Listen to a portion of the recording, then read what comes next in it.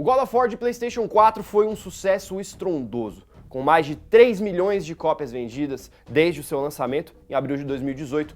O jogo se firmou como um dos principais exclusivos desta geração de consoles e também iniciou uma nova era para as aventuras de Kratos nos videogames.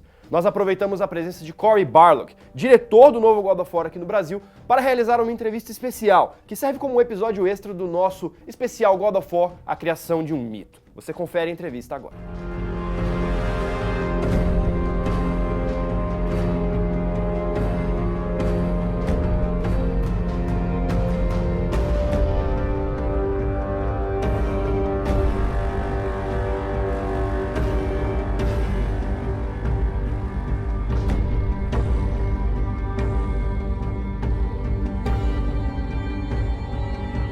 So Cory, first, thanks a lot for being here, for giving this interview to us. My pleasure. God of War is really huge in Brazil. People love it. And I'd like to start the interview asking something that I haven't seen in anywhere, actually. How did you get into gaming and how did you start developing games? Okay, good question. I actually was studying film and animation at Columbia and ended up dropping out before I got my degree. So in the third year, dropped out and sent out 300 demo reels to every company I could get. Like I was looking in the back of Cinefex magazine, video game magazines, Lightwave tutorial magazines, everything. And I got calls from 2 companies. So of 300 submissions, 2 companies called back. Scott Miller from 3D Realms called me and offered me a job on Duke Nukem Forever back in 1996, 1997. And I think, what did that release on in 2012? Yeah. So I literally would have worked on one thing my entire career if I went there. And the second one was Disney. And they had a visual effects division called DreamQuest Images. So I interviewed there, got the job, and worked there for about a year and realized that I love movies a lot, but I was surrounded by people who had worked in the industry for decades, right? The guy who was the visual effects supervisor was in his 50s and had an Academy Award for Batman Returns. So there was very little hope that I was going to get any kind of control or say in anything for a really long time, and I'm super impatient. So someone had said, you know what you should do? You should go into games, you know? And because I had worked at Disney, it was a little easier to make the transition over to games. They were really, not rightfully impressed, but they were impressed like, ooh, Disney. It didn't really make much of a difference. So I went and worked at a company called Cyclone Studios, and I worked on this game called Requiem Avenging Angel. And the messed up thing about that is the game, right as we were ready to release, the Half-Life 1 demo came out and pretty much fundamentally changed the industry as a whole. So it was a disaster. The game nobody paid attention to our game, and rightfully so. Half-Life was brilliant, right? It literally was like a BC 80 changeover of the calendar kind of thing in video games. And then from that, I kind of just consistently started working at several other studios, made a lot of bad games, until I ended up taking the job at Sony to work on, at the time, it was called Dark Odyssey. That kind of began the journey with God of War. It's interesting because in your journey you started with animation. You did the animations for Kratos and made Kratos move and fight like we know how he moves and fights. Yeah. And then you transitioned to a guy that is involved with story and character arcs. How was this transition from a guy who does animation to a guy that thinks of the game as a whole? You know, I think at the time I didn't know any better, so my ignorance made the transition really smooth. But I think in hindsight, as I look back on it, wow, it was really difficult. You know, I studied film in college and I wanted to be a director. I was a terrible film director. I was absolutely horrible. And I think I hadn't really understood how to tell stories.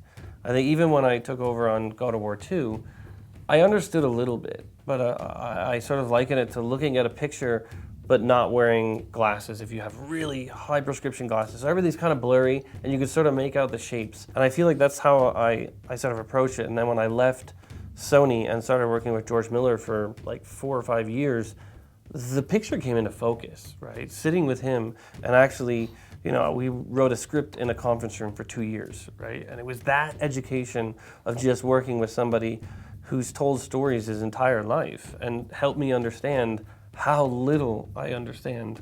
That was amazing. But I mean, the transition on 2, you know, I had a lot of support of the team. because I was very vocal, very enthusiastic. I think I ended up with a gig because I kind of didn't know any better, and I just sort of inserted myself in everything, not because I had any sort of plan that I wanted to be a director. In fact, I was totally fine just doing animation. I just wanted to make sure every aspect of the game was great. So I would constantly sort of have discussions with Dave about, hey, this would be really good, where, the whole sequence at the end with Kratos hugging the wife and child and stuff. All of these were Eric Williams and I kind of having brainstorms late at night where every one of the bosses was us kind of just saying, all right, we're going to do this, we're going to try this, we're going to do this. I think that tenacity was, that and the fact that almost everybody turned down Dave to direct the second game. Oh boy. Yeah, I was literally Why? like the 20th choice or something like that.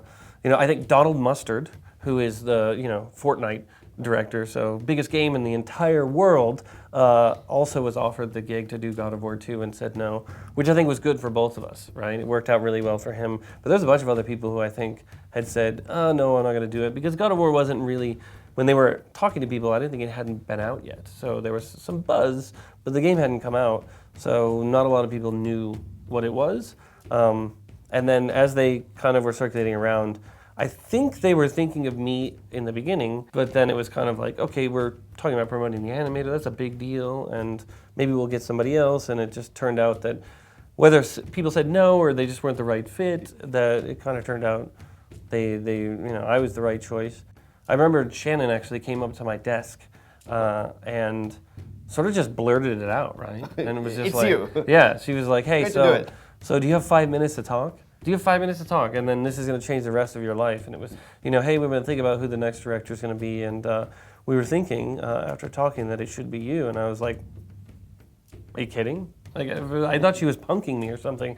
I was looking around for a camera and was, are you serious? And then I tried to play it cool. Then I was like, let me get back to you. I got to consult some. I got to talk to my lawyers, right? Yeah. No, I was just freaking out inside and like, this is gonna be so great. And I immediately started writing the second game, which, interestingly, my first draft of God of War 2's concept was inspired a little bit by Wind Waker, but it ended up being very similar to what we ended up doing for this God of War. Yeah. So there was little connections, even back in 2005. Yeah. It's funny because it's something that I've seen people that when they watch the making of videos and everything about God of War 2, about this first draft, they said, oh boy, it's in the new game. Yeah.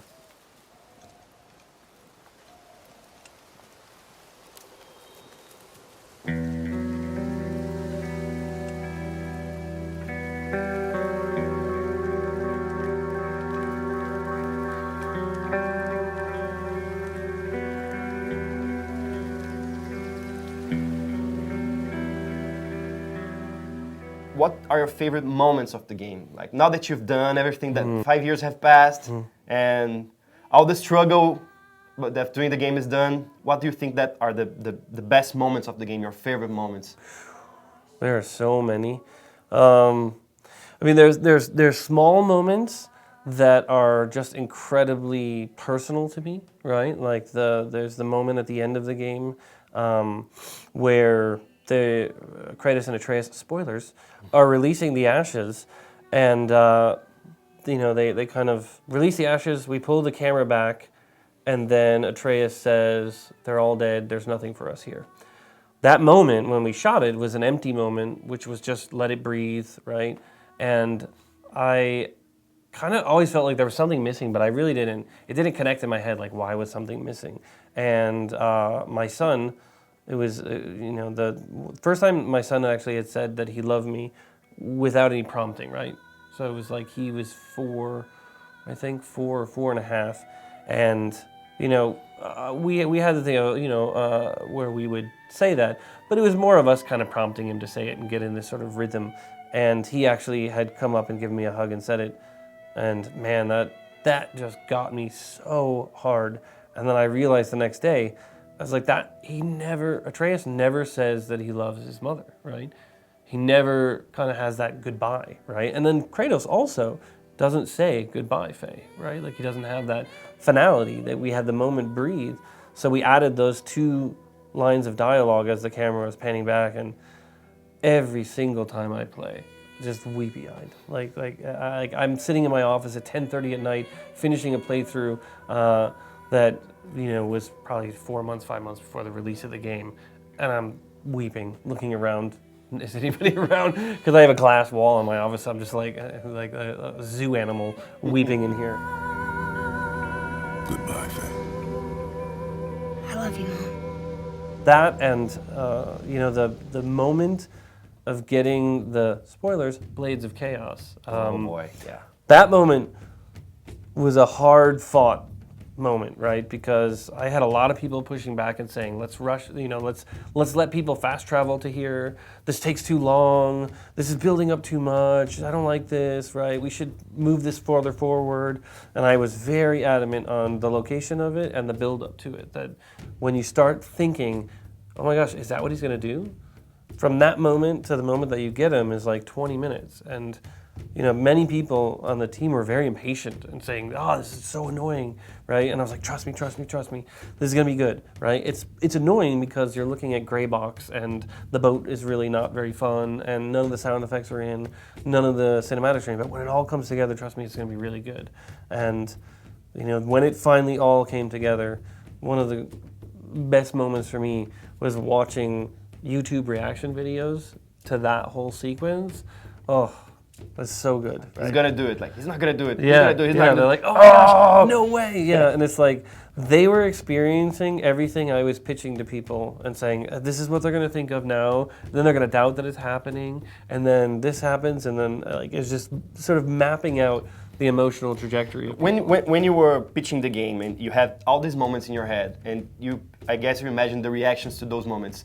Was there a moment of the game where the reaction of the public was different from what you were expecting? I mean, I didn't expect anybody to catch a few of the lines. There was a line in the beginning of the game when, spoilers, Baldur shows up.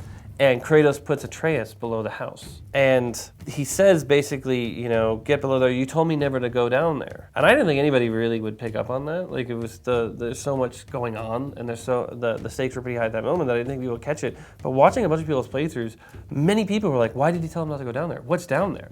Right? And I was like, oh wow, that's interesting. So there was a moment at the beginning of the game when Kratos is sitting at the tree and it's silent, right? It's all internal, which is a huge challenge, right? Because it's a tremendous weight on the animators to be able to kind of nail this. And I mean, they went above and beyond what it was. But there was, for me, a lot going on with Kratos. There was this sense of, loss and grief happening, right? But a lot of his past kind of catching up at the same time, right? The first thing you're gonna do is cut down this tree, and that is the inciting incident for the entire journey. And this guy I had seen at PAX was talking to me about this and saying there was an amazing connection he had to that moment, right? Having been a soldier and seeing what he was going through at that moment and how much he took his own personal experiences, was able to put that in there.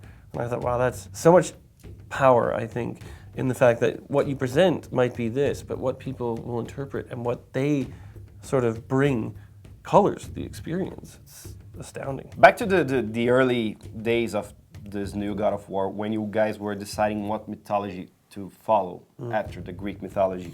We know that you guys ended up choosing between Norse, Egypt, and Mayan. Eventually you chose Norse. But what if the game did end up on Egypt? How do you think that it would be like? Well, I had written a bunch of stuff, I think, sort of little story treatments and sort of mood sketches of the tone of what the game would be in each. And the tone is fairly similar. I think what I discovered while I was writing the Egypt tone pieces was, in order to really do Egypt right, it needs to be a populated space, right? Because a lot of the gods, the pharaohs were considered sort of the gods' stewards on Earth. They were sort of, the embodiments of the gods on Earth. So you need these civilizations. And as I was writing it, you started realizing it was a lot of connections with other people, which then, at least in the first story, would diminish the isolation you need for Kratos and Atreus. So for me, I think when sort of thinking about Egypt, and I think even thinking about the Mayan mythologies, there was a larger, sort of more developed culture and sort of connection to other humans. Right. And I think that would have been amazing, but I think it was just not right for what we needed, which is you really needed that isolation of just Kratos and Atreus. They're forced on the road together, and they have to relate to each other. They don't have a lot of other people, right? It was intentional to not have Freya kind of go along with them a long period of time. They needed to be alone together. They needed to be uncomfortable and figure out and earn their relationship all the way to the end. But like I say, like, if we ever do something in Egypt or really any of the other mythologies, there's just so much cool stuff we can do. And we have the Norse mythology, right? Yeah. There's just one game in that. And then that leads to my next question. What can we expect from the future of God of War? You know, like, having just finished this one, the sort of focus was get that thing done, and now it's like clearing our heads and figuring out what do we want to do next. So I don't know. I don't know what the future is. I know that for me personally, I'm pretty invested in this franchise. So I hope to be telling Kratos stories for a while, but at this point, nothing to announce or anything like that. Back when we did this documentary series about the whole franchise of God of War, and the last episode was of this game, and the episode ended with you telling how you wanted the game to mean something for you and your son, and that we spent so much time pouring away at these things. So I'd like to ask, now that you finished the game, did you have the time to be with your family and, you know?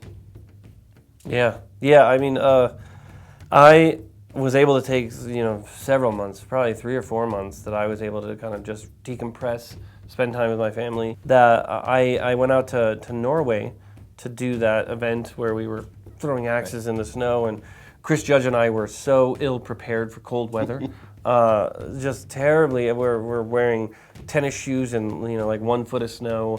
It was phenomenal. Both of us are standing on a recreation of a Viking longship, right, as it's going out into the water and gripping onto the ropes, like thinking we're gonna fall in. But then I was gonna go to Australia after that, but I stopped in between to spend a couple of days in Gothenburg with my wife and son, and that was pretty amazing. I mean, just that little bit of time, because I hadn't seen them in so long, and the finishing of the game was really good. And I was like, that was one of the inspirations of doing the reaction video as well. That was a time where he was getting very sad that I was going to go. So like we spent the time, we rode trains, he was so happy. And then the night before I had to get on a plane to go to Australia, he kind of realized that I was going to leave, right? And he went into the other room and didn't want me to go in and close the door and, you know, don't come in, don't look at me, I'm sad, right? Which made me sad because there was a new behavior for him of not wanting to show that he was sad. So that's something I think we've sort of, I still haven't shown him the video, but he recognizes the game. It's interesting, I was watching some of the videos, one of the videos on YouTube, and he kind of came up behind me and he was like, that's Papa's game, it's Papa's game. And I was like, oh, I guess they were watching some of that in Sweden while I was finishing it up. But I was like, maybe you shouldn't be watching all of this.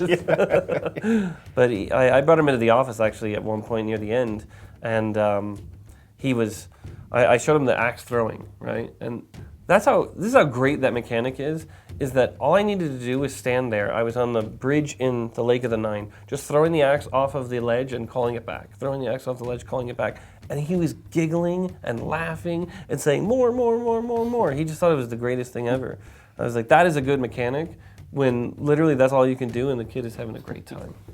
Great. That's it. All right. Well, thanks a lot. Thank you for having me. I hope you enjoy Brazil. Absolutely. I am so excited. So I'm a man now. Like you? No. We are not men. We are more than that. The responsibility is far greater. And you must be better than me. Understand? Stay calm, boy! Say it. You will be better. The power of this weapon, any weapon, comes from here. But only when tempered by this. By the discipline, the self-control of the one who wields it. That is where the true strength of a warrior lies. E essa foi a nossa entrevista deste episódio especial de God of War, a criação de um mito, com o diretor Cory Barlog. Se você curtiu, não se esqueça de deixar aqui o seu joinha no vídeo. Não se esqueça também de assinar o canal e clicar no sininho para receber todas as notificações. Obrigado.